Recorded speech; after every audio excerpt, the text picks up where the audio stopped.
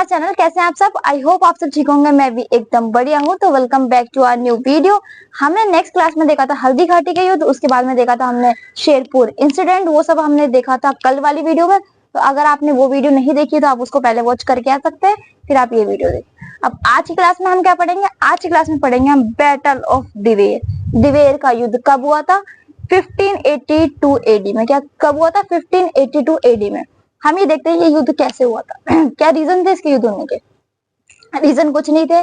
जब अब्दुल रहीम खान खाना वापिस लौट जाते हैं तो अकबर वो चिढ़ जाता है कि यार अभी भी हम इस बार भी हम महाराणा प्रताप को पकड़ नहीं पाए। फिर वो कहता है एक बार हम एक ट्राई और करेंगे, वन मोर ट्राई। तो फिर वो अपने चाचा को बुलाता है। चाचा कौन? सुल्तान खान। सुल्तान खान बहुत बहादुर आदमी था, उसने कोई भी युद्ध नहीं हारा, वो डाकू टाइप का आदमी था। तो उसको बुलाते हैं, वो आते हैं वापिस। वो पूछते हैं कि ऐसा क्या हो रहा है कि तुम एक बंदे को, एक राजा को पकड़ नहीं पा रहे हो?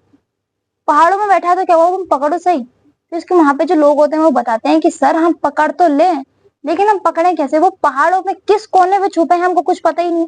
पहाड़ों से हम इतने फ्रेंडली है ही नहीं जितने बोलोगे। वो यहीं पैदा हुआ, यहीं पले बड़े, खेले कूदे पहाड़ों में।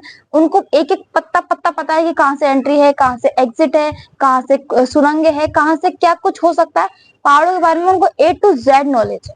तो वहां से तो कुछ मिलना अपन को पॉसिबल नहीं है। तो फिर सुल्तान खान बोलता है कि अच्छा ठीक है, ये बात मान ली। कुछ ना कुछ तो ऐसा होगा कि जहां से हमको कुछ लिंक मिल सके। पहाड़ों में खाना तो होगा नहीं, ये खाने के लिए तो बाहर आते होंगे, या फिर कोई ना कोई बाहर का बंदा होगा जो इनको सहायता पहुंचाता होगा। तो वो रास्ते खोजो जहां से इनको सहायता मिलती है। तो बोलते हैं 4 रास्ते हैं ऐसे। कौन कौन से? देवल, तेसुरी, देबारी और दिवेर। तो कहता बस हम इन चारों इलाकों को ही हमने सीज करना है। कि मतलब कि एक काम करो, थोड़ी टुकड़ी लगाओ यहाँ पे, थोड़ी टुकड़ी लगाओ यहाँ पे, थोड़ी टुकड़ी लगाओ यहाँ पे, और दिवेर में मैं खुद बैठूंगा, क्योंकि दिवेर उनका मेन सेंटर था। दिवेर अजमेर और जोधपुर के साइड में पड़ता था। तो वहां से क्या दिल्ली को भी सहायता जाती थी। दिल्ली के लिए जो अनाज वगैरह जाया करता था, महाराणा प्रताप के लोग वहीं ही उनको लूट लिया करते थे। तो दिवेर था मेन सेंटर। तो बोला मेन सेंटर पे तो मैं बैठूंगा। तो सुल्तान खान कहाँ पे बैठा था? दिवेर में बैठा था वो।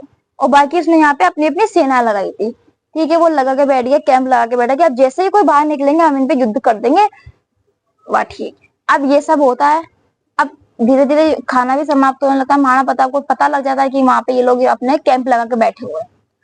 पर अब क्या होता है, जब दशहरा होता है, दशहरे को हम विजयदशमी के नाम से बोलते हैं। विजयदशमी में छोटा सा युद्ध करना जरूरी होता है।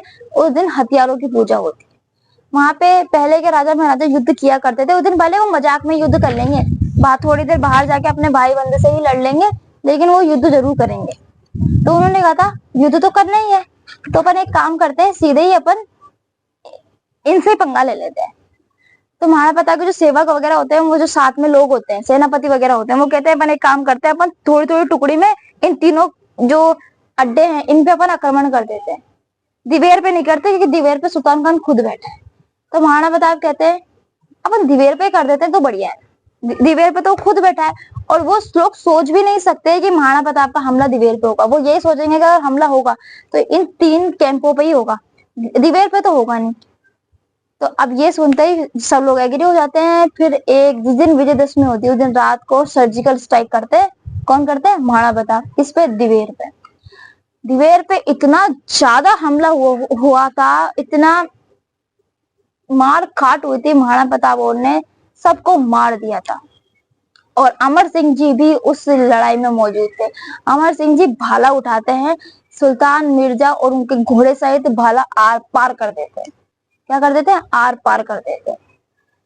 अब सुल्तान खान ये हो जाता है, वो लोग जीत जाते हैं, दिवेर जीतते हैं। फिर तीनों पे भी छावनियों पे आक्रमण कर देते हैं।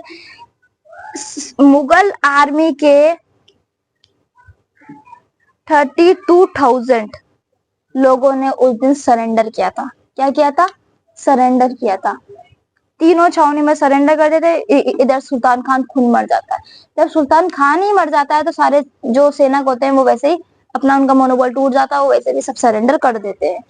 जब ये सब युद्ध खत्म हो जाता है, महाराणा प्रताप जाते हैं कि घायलों में सबको उठा के, अब ऐसे पहले क्या हुआ करता था, सुबह युद्ध हुआ करता था, शाम को सब एक दूसरे को पानी वगैरह ही पूछा करते थे, क्योंकि शाम को कोई लड़ाई नहीं होती थी। तो महाराणा प्रताप जाते हैं, अब बोले भले वो दुश्मन है लेकिन उनको आखिरी इच्छा तो पूजा। वो उन भीड़ों में जो लाशों के ढेर थे उसमें पड़ा हुआ सुल्तान खान भी पड़ा था। तो महाराणा प्रताप जाते हैं, उनसे कहते हैं आपकी कोई आखिरी इच्छा तो बताओ, क्योंकि मरे हुए आदमी की आखिरी इच्छा ही पूरी कर। तो कहते हैं कि मेरी एक ही इच्छा है कि मेरे को जिसने भाला मारा था मुझे वो उस बच्चे से मिलना है। तो महाराणा प्रताप सोचते हैं कि अगर अमर सिंह को बुलाऊंगा तो शायद जब तक इनके प्राण निकल जाएं, क्योंकि ऑलमोस्ट मरने ही वाले हैं। तो वहां पास में कोई सेवक खड़ा होता है, उसको कहता है इसने मारा था। सुल्तान खान कहता है इसको तो मैं मरे मरे मार दूं। उसकी आंखों में एक अलग चमक देखी थी मैंने, वो ये तो नहीं है। जब ये हो जाता है फिर महाराणा प्रताप कहते हैं अपने वाले को बुलाया जाए। फिर अमर सिंह को बुलाया जाता है। जब अमर सिंह जी आते हैं, उनके सामने आता है, तो सुल्तान खान बोलता है आप एक वीर पिता की वीर औलाद हो, मतलब एक बहादुर पिता की बहादुर औलाद हो। मैं डागे टाइप का इंसान, मेरे सामने लोग आने से डरते हैं और आपने भाला आर पार कर दिया। मैं अगर किसी को बालों से पैसे पकड़ के ऐसे हिला दूं, कुछ कोई हो जाए तो, और आपने मेरे आर पार कर दिया, आप कितने बहादुर होंगे। तो ये बोल के अब सुल्तान खान कहते हैं जब तक ये भाला मेरे अंदर रहेगा तो मैं मर नहीं पाऊंगा। तो कहते हैं अमर सिंह जी ये भाला निकाल दो। महाराणा प्रताप अमर सिंह जी कहते हैं इनके भाला निकाल दो। अब वो दोनों हाथ से भाला खींचते हैं लेकिन उनसे भाला नहीं खिंचता। इतने बॉडी वाला आदमी, इतनी लंबी चौड़ी बॉडी, उनसे वो खिंचाने से अमर सिंह जी दोनों पैर रखते हैं और ऐसे पकड़ के ऐसे खींचते हैं, तब जाके वो भाला निकलता है। फिर सुल्तान खान की मृत्यु हो जाती है। अब ये देखो, हमने कहानियों में ये सुना है कि जब ये युद्ध हो रहे थे उस टाइम अमर सिंह जी घास की रोटियां खाया करते थे। एक दिन वहां पे जंगली जानवर आके उनकी रोटी छीन के ले जाता है और अमर सिंह जी रोने लग जाते हैं। उससे उनकी रोने की आवाज से महाराणा प्रताप का दिल टूट जाता है, इतने दुखी होते हैं।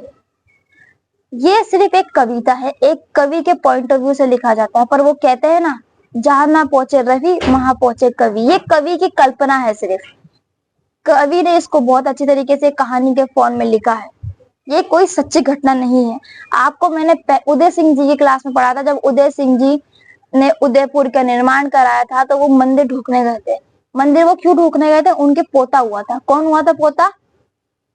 अमर सिंह। अमर सिंह जी जब हल्दी घाटी का युद्ध हो रहा था उस टाइम वो 17 साल के थे। 17 साल के थे वो, और उनको जो उदयपुर वाला जो एरिया है वो दिया गया था, क्योंकि वहां पे औरतें वगैरह साथ थी, वहां की वो रक्षा कर रहे थे। उन्होंने बाकायदा हल्दी घाटी के युद्ध में भी लड़े थे वो। तो बताओ अगर वो 17 साल की युद्ध लड़ रहे हैं और कहते हैं कि महाराणा प्रताप का इसके बाद में स्थिति खराब हो गई थी तो उनको घास की रोटी भी खानी पड़ी थी। अगर घास की रोटी खानी पड़ती और उनसे जानवर छीन के ले जा रहा है तो वो रोएंगे? 17 साल का बच्चा कोई रोता है? ये सब कहानियां हैं। वो इतने छोटे नहीं थे, वो समझदार थे। उन्होंने थोड़े दिन बाद 2 साल बाद दिवेर का युद्ध लड़ा और दिवेर के युद्ध में सुल्तान खान के भाला आर पार कर दिया। ये सब कल्पना है, ये जो कवि ने करी है। एक कोई सच्ची घटनाएं नहीं है, ये सिर्फ एक कल्पना है जो हम आज तक कहानियों में सुनते आ रहे हैं। तो बस यही था हमारा दिवेर का युद्ध। दिवेर का युद्ध ये होता है, इसके बाद में सुल्तान खान हार जाता है। अकबर को पता चलता है कि हम ये युद्ध भी हार चुके हैं, इसमें भी महाराणा प्रताप हमारे हाथ नहीं आए हैं। तो बस ऐसा हुआ था दिवेर का युद्ध। अगर आपको वीडियो अच्छी लगी तो इसे लाइक कीजिएगा, शेयर कीजिएगा, कमेंट कीजिएगा and subscribe to our YouTube channel with study with Himanshu. मिलेंगे कल नेक्स्ट वीडियो में, जब तक के लिए बाय।